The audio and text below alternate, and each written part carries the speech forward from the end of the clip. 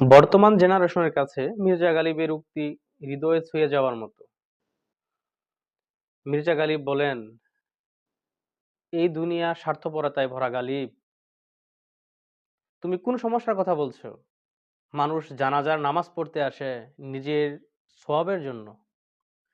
মির্জা গালিব আবার বলেন, "যৌবনের যেই ভুলটি আমাকে সবচেয়েতে বেশি কাঁদাবে সেটি হচ্ছে স্রষ্টার প্রেমে না পড়ে সৃষ্টির প্রেমে পড়া।" কি আজব কথা!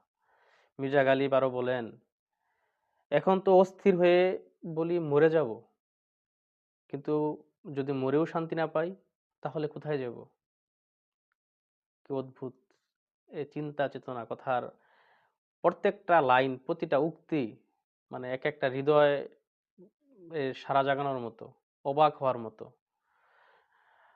আপনাদের সামনে আরো মির্জা গালিবের সুন্দর, সুন্দর উক্তি নিয়ে সামনে হাজির হব। ধন্যবাদ সবাইকে পাশে থাকার জন্য। আজকের মতো এই পর্যন্তই।